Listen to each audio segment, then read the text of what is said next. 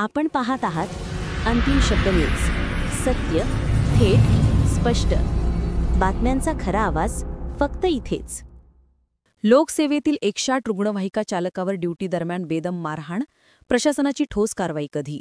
मुंबई आपत्कालीन वैद्यकीय सेवा म्हणून ओळखली जाणारी महाराष्ट्र इमर्जन्सी मेडिकल सर्व्हिस 108 ही सेवा नागरिकांचे प्राण वाचवण्यासाठी अहोरात्र कार्यरत असते. मात्र या सेवेत कार्यरत असलेल्या चालकांवरच आता ड्युटी दरम्यान हल्ले होऊ लागल्याची गंभीर घटना घाटकोपर पूर्व येथे घडली आहे. राजू प्रभाकर साळवे हे 108 रुग्णवाहिकेचे चालक म्हणून कार्यरत असून सध्या ते राजावाडी रुग्णालयात ड्युटीवर नियुक्त आहेत.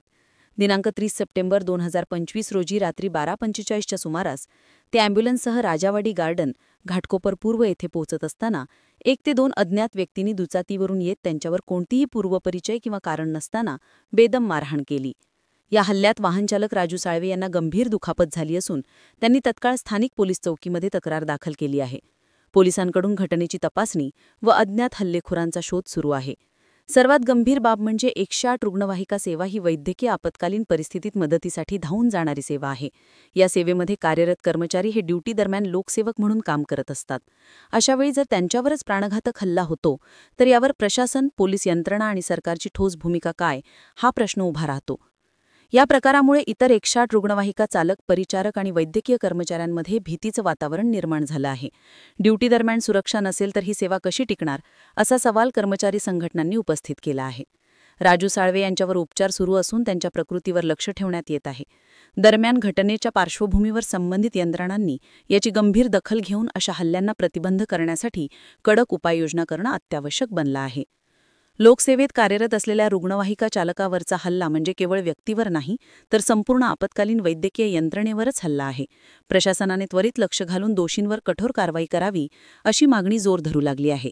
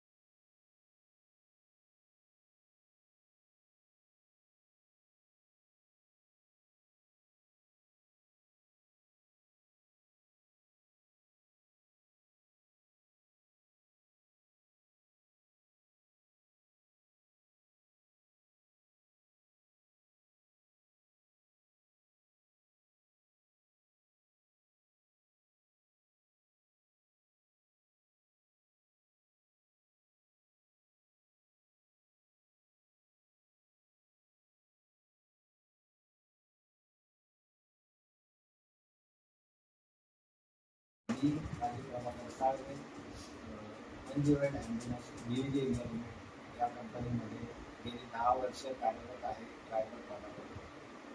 मला 30/9/2025 रोजी माझ्यावरती रात्री 12:30च्या सुमारास काही बाईकस्वारांनी ॲम्ब्युलन्स थांबून माझ्यावरती हल्ला केला व त्या हल्ल्यामध्ये मला गंभीर दुखापत झाली व माझ्या पाठीला खूप इजा झाल्या. मला मुक्कामार भरपूर लागलेला आहे. त्यामुळे मला उठता पण येत नाही, बसता पण येत नाही, कोणी ड्युटीवरही जाऊ शकत नाही. आणि पोलीस प्रशासनाला मी कंप्लेंट केली. त्यावेळेस त्यांनी माझी NC नोंदवली. टिळकनगर पोलीस स्टेशनला मी NC दाखल केली, तर त्यांनी माझा FIR घेतला नाही. FIR घेण्यासाठी DCP साहेबांचा मला कॉल आला होता.